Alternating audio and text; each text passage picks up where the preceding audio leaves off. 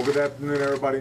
Obviously, all of us across the country are concerned about the potential impact of Hurricane Sandy. This is a serious and big storm. And my first message is to all people across the eastern seaboard, mid-Atlantic, going north, that you need to take this very seriously and follow the instructions of your state and local officials, because they are going to be providing you with the best advice in terms of how to deal with this storm over the coming days. We've just had an excellent meeting with the FEMA team here, the various agencies that are in charge, including the Department of Defense, Department of Energy, and others that are going to need to respond very quickly. Under Craig Fugate's leadership here at FEMA, we've had a chance to talk to the regional officials as well. And I just had a phone call with the governors of potentially impacted states, as well as some of the major cities in the region.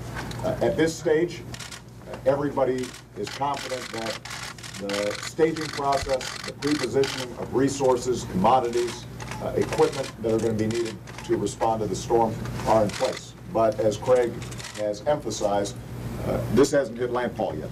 So we don't yet know where it's going to hit, where we're going to see the biggest impacts, and that's exactly why it's so important for us to respond big and respond fast as local information starts coming in. I want to thank all the members of the team for the outstanding work that they're doing, but the other thing that makes this storm unique is we anticipate that it is going to be slow moving.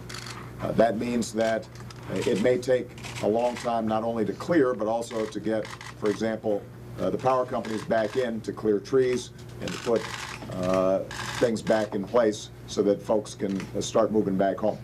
So my main message to everybody involved is that we have to take this seriously. The federal government is working effectively with the state and local governments. It's going to be very important that populations in all the impacted states take this seriously. Listen to your state and local elected officials. My message to the governors as well as to the mayors is anything they need, we will be there. And we're going to cut through red tape.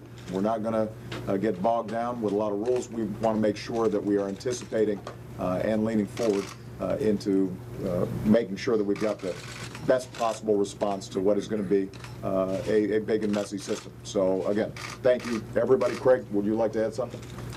Now again, as the President says, it's going to really come down to the public heeding those evacuation orders, taking protective measures. If they haven't gotten ready, they can go to ready.gov, get information on how to protect them and their families, but also check on your neighbors. This is going to be a big storm. We need to be there for each other. Okay. Let me emphasize that again. Ready.gov for the general public. If you need to know how to respond, that's where you can get centralized information. But I think Craig's point is exactly right.